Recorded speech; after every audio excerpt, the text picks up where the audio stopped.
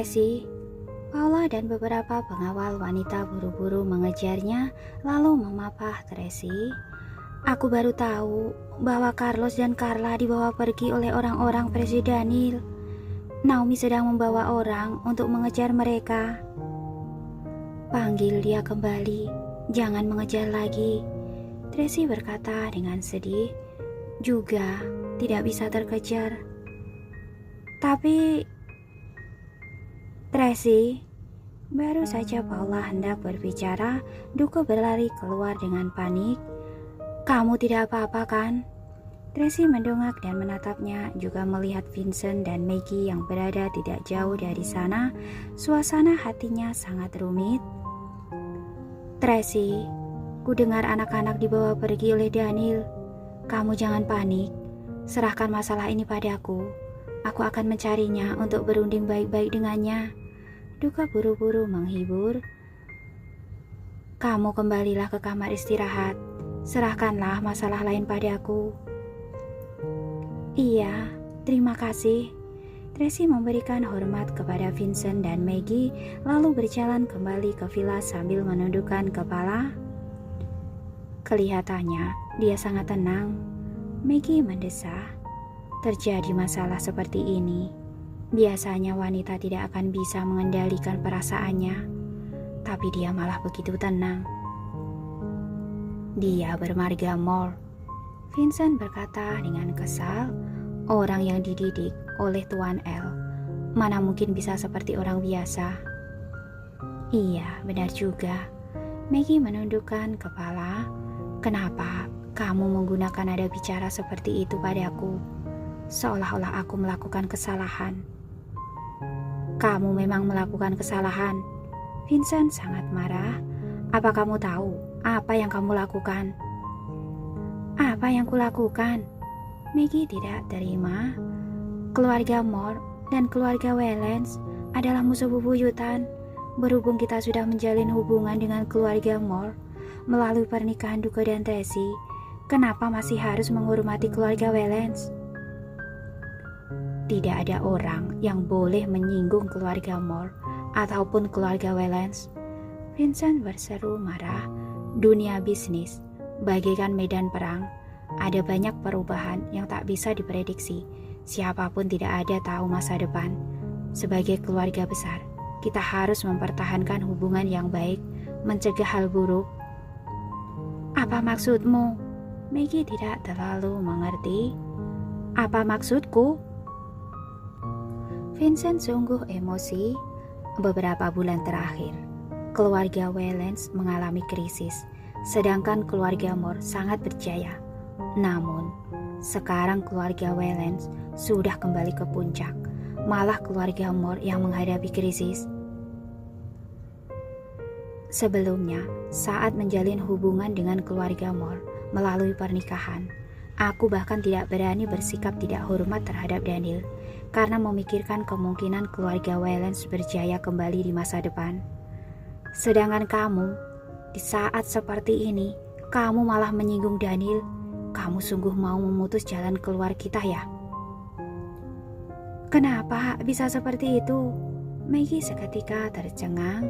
Kalau begitu, apa kita masih mau melanjutkan acara pernikahan? Acara pernikahan hanya tersisa 7 hari lagi. Tapi sampai sekarang masih tidak bisa menghubungi Tuan L. Vincent mengerutkan kening, merasa sangat khawatir. Tapi tetap persiapkan acara pernikahan dengan baik. Mungkin saja ada kabar darinya setelah beberapa hari.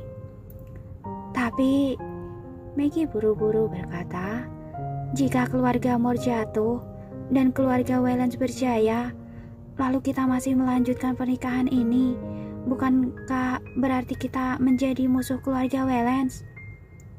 Sekarang kamu sudah menjadi musuh keluarga Wellens. Vincent sangat emosi hingga mengertakkan gigi. Hari ini, kamu sudah menekannya, menunjukkan kekuatan dan mengancamnya. Kamu sudah memutuskan jalan keluar kita. Aku tidak tahu, kamu juga tidak memberitahuku. Maggie menjadi sangat panik. Sekarang harus bagaimana? Apa masih ada kesempatan untuk menyelamatkan keluarga kita? hanya bisa mencari kesempatan untuk mencari Daniel dan meminta maaf. Harus menunjukkan ketulusan kita, Vincent berkata. Pada saat yang sama, berdoa agar Tuan L bisa melalui kesulitan dan keluarga Moore kembali ke puncak kejayaan. Baiklah, jika ada kesempatan untuk meminta maaf pada Daniel, aku pasti akan bekerja sama dengan baik, Maggie berkata dengan panik. Aku bersedia melakukan apapun. Satu-satunya hal yang harus kamu lakukan sekarang adalah tutup mulutmu. Jangan membuat masalah untukku lagi. Saat kembali ke kamar, Tracy mengambil ponselnya dan menelpon Daniel, tetapi panggilan itu langsung ditolak. Dia menelpon lagi, ternyata sudah tidak bisa terhubung. Dia tahu bahwa Daniel sudah memblokir nomornya. Sebelumnya ini adalah hal dirinya yang dilakukan pada pria itu, sekarang malah menjadi terbalik. Setelah berpikir sejenak, dia menelpon Carlos tapi sedang tidak aktif. Dia pun menelpon Carlos dan Carla juga sedang tidak aktif. Kali ini Daniel sungguh marah, sepenuhnya memutus hubungan dengan Tracy, membuatnya tidak bisa menemukan anak-anak. Dalam hati Tracy merasa sangat panik. Dia tahu seberapa tegasnya Daniel dalam melakukan segala sesuatu. Jika sungguh mengganggunya, maka kemungkinan seumur hidup ini dirinya jangan berharap bisa bertemu dengan anak-anak. Bagaimana ini? Harus bagaimana? Tracy berjalan mondar-mandir di dalam kamar dengan perasaan yang sangat panik. Nona Tracy, pada saat ini Naomi kembali lalu melaporkan dengan panik. Anak-anak dibawa pergi oleh orang-orang keluarga Wellens. Aku sudah tahu. Tracy menatapnya sambil mengerutkan kening. Naomi terluka, kemungkinan besar karena bertarung dengan Thomas, namun Thomas masih termasuk sungkan, tidak melukainya dengan kejam, membuatnya hanya mengalami luka kecil. Awalnya, Thomas bermain bersama anak-anak. Selagi aku tidak memperhatikan, mereka memberikan minuman kepada anak-anak. Ketika anak itu tertidur, lalu mereka langsung membawa anak-anak pergi. Saat itu aku sudah menyadari ada yang janggal, maka ingin merebut anak-anak, tapi tidak bisa menang melawannya. Saat Kak Jeff datang, mereka sudah membawa anak-anak pergi. Orang-orang mereka sangat banyak. Kak Jeff bilang tidak boleh bersitegang. Naomi menjelaskan masalah yang terjadi dengan perasaan bersalah. Aku tidak melakukan tugas dengan baik. Aku pantas dihukum. Ini tidak ada hubungannya denganmu. Tracy menghela nafas. Semua ini karena aku tidak seharusnya membuat masalah pada masa-masa genting ini.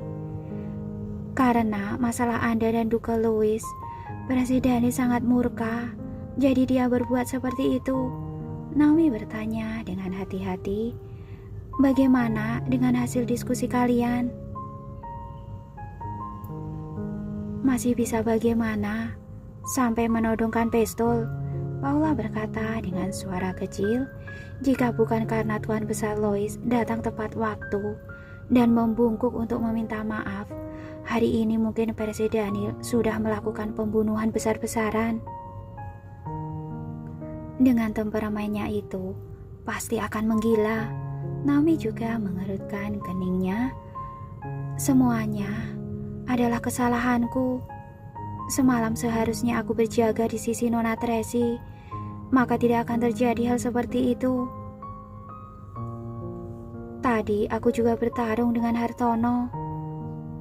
Begitu mengingat Hartono, Paula langsung emosi. Aku mau melindungi Nona Tracy, tapi dia terus menarikku. Aku pun bertarung dengannya. Aku juga bertemu dengan Rian, tapi tidak ada kesempatan untuk berbicara. Naomi sedikit sedih. Mengapa bisa seperti ini? Paula memberikan isyarat mata padanya, menyuruhnya jangan bicara lagi.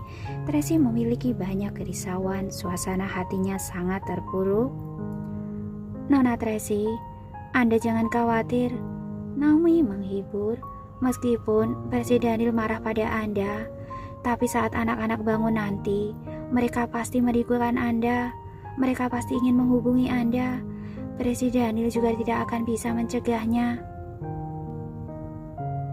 Kalian keluarlah, aku ingin menenangkan diri. Tracy memegang keningnya. Baik, Naomi mengangguk ingin berbicara tetapi menahannya. Apa masih ada hal lain? Tanya Tracy. Ini tadi aku menyuruh orang untuk membelinya. Naomi mengeluarkan sekotak obat kontrasepsi lalu memberikannya kepada Tracy dengan wajah memerah dan berkata dengan pelan, "Berhubung masalah sudah terjadi, kita juga hanya bisa mengakuinya. Tapi aku berpikir seharusnya Anda tidak ingin hamil secara tidak disengaja." Tracy menerimanya sambil mengerutkan kening lalu melemparnya dengan marah. "Aku sungguh tidak mengerti. Bagaimana mungkin aku bisa... Aku sama sekali tidak mengingat hal itu." Tapi di tubuh Anda, Naomi tidak berani lanjut bicara. Sebenarnya Naomi dan Paula juga tidak bersedia mempercayai kenyataan ini, namun ada begitu banyak tanda di tubuh Tracy, kelihatannya hal itu sungguh terjadi. Tidak benar. Semakin memikirkannya, Tracy semakin tidak rela. Dia pun berkata pada Paula, "Panggil Duka kemari, aku ingin bertanya padanya." "Hah?" Paula membelalakan matanya. "Memanggilnya kemari?" "Pergilah jika aku suruh," Tracy berseru dengan suara rendah. "Baik." Paula hanya bisa pergi memanggil Duka saat Duka sedang berada di kamar dan berunding dengan ayahnya mengenai masalah pergi menemui Daniel untuk meminta anak-anak kembali. Tiba-tiba terdengar suara ketukan pintu dari luar. Kemudian ada orang yang melapor, "Tuan Duka, Paula bilang Nona Tracy meminta Anda pergi ke kamarnya." "Benarkah? Tracy memintaku pergi ke kamarnya?" Duka merasa sangat senang. "Aku akan segera ke sana." Duka datang ke kamar Tracy dengan perasaan bersemangat. "Tracy, kamu mencariku." "Kalian keluarlah dulu," Tracy berkata pada Naomi dan Paula. Baik, kedua orang itu pun pergi. Duka semakin gembira. Dia buru-buru mendekat dan mengulurkan tangan untuk memeluk Tracy. "Tracy." Tracy segera menghindarinya lalu berkata sambil mengerutkan kening, "Aku ingin bicara denganmu." "Iya." Duka mengangguk-anggukkan kepala lalu duduk di sofa. "Kemarin malam, aku ingat setelah kita berdua bertengkar, kamu pergi ke kamar mandi untuk membersihkan darah di tubuhmu. Sedangkan aku duduk di sofa dan minum air. Saat itu aku sangat lelah dan mengantuk. Tanpa sadar aku tertidur." Berbicara sampai di sini, Tracy bertanya pada Duka dengan bingung mengenai bagaimana kita berdua bisa tidur di ranjang. "Coba kamu ceritakan dengan detail padaku." "Hah?" Duka tertegun. Dia masih mengira sikapnya hari ini menyentuh hati Tracy. Sekarang Tracy seorang diri dan tidak berdaya, maka timbullah rasa bergantung padanya. Barulah memanggilnya kemari. Tidak disangka wanita ini malah mau menanyakan masalah yang terjadi, juga menggunakan cara seperti ini. Rasanya seperti polisi yang sedang menginterogasi. "Kenapa kamu tidak bicara?" Tracy menatap Duka sambil mengerutkan kening. "Aku sudah berteman lama denganmu. Meskipun kemarin malam aku minum terlalu banyak dan ada yang janggal, tapi aku tetap percaya kamu tidak mungkin mengambil kesempatan dalam kesempitan. Jadi, aku mau bertanya dengan jelas mengenai apa yang sebenarnya terjadi." "Mengambil kesempatan dalam kesempitan?" Duka hanya fokus dengan perkataan ini. "Kamu mengira selagi kamu tidur, aku..." "Tracy, di dalam hatimu, aku adalah orang yang seperti itu. Apa kemampuan memahami begitu buruk?"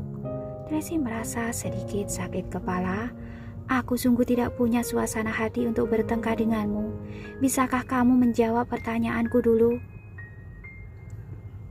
"Aku juga tidak ingin bertengkar denganmu." Duka sangat marah. "Tracy, aku tahu kamu tidak mencintaiku. Tapi berhubung hal itu sudah terjadi, Seharusnya kita saling menghargai. Mengapa kamu malah tidak bersedia menerima kenyataan ini? Kenyataan apa? Tracy balik bertanya. Aku sama sekali tidak mengingat kejadian kemarin malam. Aku hanya ingat bahwa aku tertidur di sofa. Sama sekali tidak mungkin melakukan hubungan denganmu. Masalah ini sungguh mencurigakan. Mencurigakan? Duka semakin emosional. Maksudmu adalah aku mengambil kesempatan dalam kesempitan? Aku berharap tidak seperti itu. Makanya aku bertanya padamu. Tracy, sungguh tidak disangka aku adalah orang seperti ini di dalam hatimu. Lois sangat sakit hati. Dia menggelengkan kepala dengan sedih. Hari ini, melihat tatapan matamu pada Daniel, aku tahu di dalam hatimu masih ada dirinya. Tapi kita sudah akan menjadi suami istri. Kenapa kamu tidak bisa menghadapi kenyataan? Sudahlah, aku tidak ingin berbicara lagi denganmu. Tracy merasa sekarang tidak bisa memperjelas masalah dengan Duke. Kamu keluarlah, aku ingin istirahat.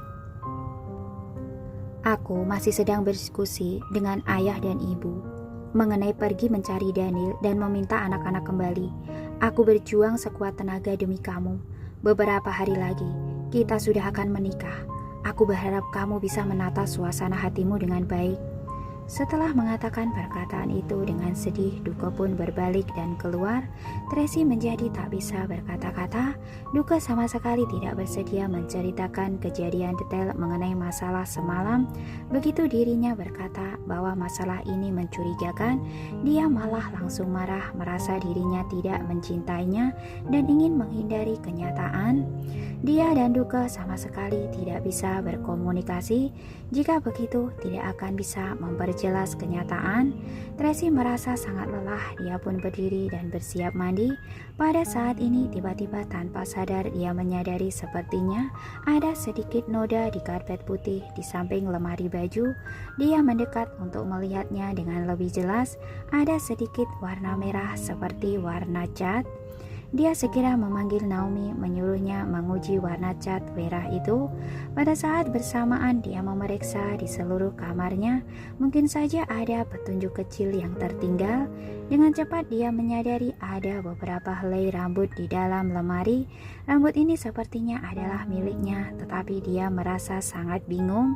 Pelayan di keluarga kerajaan sangat teliti. Setiap hari mereka akan membersihkan kamar Tracy. Tidak mungkin membiarkan sehelai rambut pun tertinggal di baju, apalagi di dalam lemari baju. Hari ini pagi-pagi terjadi banyak masalah. Pelayan pun hanya mengganti spray dan tidak sempat membersihkan dengan teliti. Mungkin karena hal itu mereka pun tidak menyadari rambut-rambut ini. Namun kemarin baju yang diganti oleh Tracy belum dimasukkan ke dalam lemari. Bagaimana mungkin ada rambut di dalam lemari? Sebenarnya rambut ini miliknya atau bukan? Jika bukan, rambut ini milik siapa? Jika itu miliknya, bagaimana bisa ada di dalam lemari? Tracy segera menyuruh Naomi mengambil rambut itu dan memeriksanya. Dengan cepat Naomi mendapatkan hasilnya. Rambut itu adalah milik Tracy dan noda merah itu adalah cat kuku. Namun Tracy sama sekali tidak menggunakan kutek. Naomi dan Paula juga tidak. Ini berarti ada seorang wanita yang memakai kutek berwarna merah masuk ke kamar Tracy. Tanpa berbicara, Naomi segera pergi memeriksa siapa yang memakai kutek warna merah. Kemudian dia menyadari bahwa beberapa pelayan berstatus tinggi yang melayani di sisi Maggie memakai kutek dan 3 orang diantaranya memakai kutek berwarna merah. Namun kutek di jari mereka tidak ada bekas terkelupas, kelihatannya masih utuh. Tidak peduli bagaimanapun, ketiga orang itu sudah menjadi sasaran pengawasan mereka. Naomi menyuruh orang untuk diam-diam mengawasi mereka, lihat apakah bisa menemukan sesuatu. Menerima hasil ini, perasaan Tracy masih sangat sedih meskipun ada beberapa petunjuk, tetapi juga tidak bisa menunjukkan apa-apa. Setiap hari dia mencoba menghubungi Daniel tetapi tetap tidak berhubung. Dia menelpon anak-anak juga tidak aktif. Vincent juga beberapa kali menghubungi Daniel mengatakan bahwa dia mau mengajak istrinya dan Duke untuk datang meminta maaf, tetapi Daniel sama sekali tidak mempedulikan mereka. 3 hari sudah berlalu, setiap hari Tracy tidak ada nafsu makan dan sulit tidur. Vincent dan Maggie juga sangat tidak tenang, khawatir Daniel akan membalas dendam karena mereka sudah menyinggungnya. Duka terus memikirkan cara untuk mencari Daniel, tetapi tidak ada kabar apapun. Malam ini saat makan malam, Duka menerima sebuah telepon, lalu dia pun segera memberitahu Tracy dengan bersemangat. "Tracy, Direktur Matau memberitahuku bahwa dia dan Daniel berjanji untuk bertemu di Hotel Kerajaan Paris besok malam." "Benarkah?" Tracy merasa gembira, lalu segera berpesan pada Naomi, "Siapkan mobil, pergi ke Paris." "Baik." Naomi segera melaksanakan perintah. "Biar aku yang mengaturnya, aku pergi bersamamu." Duka segera berbicara, "Aku ingin berbicara baik-baik dengan Daniel." "Kamu jangan pergi." Tracy sangat tegas, "Jika melihatmu, dia akan semakin marah. Nanti sama sekali tidak bisa berbicara apa-apa." "Tapi..." "Tracy," Maggie berbicara, "4 hari lagi, kamu dan Duka akan melangsungkan acara pernikahan. Kebetulan besok kami juga akan bersiap pergi ke Paris untuk mempersiapkan acara pernikahan kalian." "Benar," Vincent juga berkata sambil tersenyum, "Aku juga mau kembali untuk menyambut para tamu. Ada banyak tamu penting dari berbagai belahan dunia yang bergegas datang di tengah kesibukan mereka. Mereka sangat mementingkan pernikahan ini. Kita tidak boleh bersikap tidak sopan." Mendengar perkataan ini, Tracy baru menyadari bahwa pernikahannya dengan Duka hampir tiba. Namun sekarang dia sangat menolak hal ini. Bahkan ada keinginan kuat untuk membatalkan pernikahan ini. Tapi dia tidak tahu bagaimana harus mengatakannya. "Tracy, kamu ingin berbicara berdua dengan Daniel mengenai masalah anak-anak. Itu tidak masalah. Aku bisa mengerti." Duka tidak ingin Tracy kesulitan, maka dia mengubah perkataannya. "Tapi besok pagi kita bisa pergi bersama-sama ke Paris. Setelah mengatur tempat tinggal di Paris, barulah kamu pergi menemuinya. Apa boleh?" "Iya." Tracy mengangguk. Duka sudah berbicara seperti itu, dia juga sungkan untuk menolak lagi. Kalau begitu, diputuskan seperti itu. Duka sangat gembira, dia pun segera menyuruh orang untuk mengaturnya. "Boleh saja, jika Duka tidak pergi." Maggie tersenyum. "Temperamen Daniel tidak baik. Jika melihat Duka, takutnya akan berkonflik lagi. Tracy, kami percaya padamu." Maksud dari perkataan ini sangat jelas. Mereka berharap Tracy tidak mengecewakan kepercayaan mereka padanya dan tidak melakukan hal yang memalukan di belakang mereka.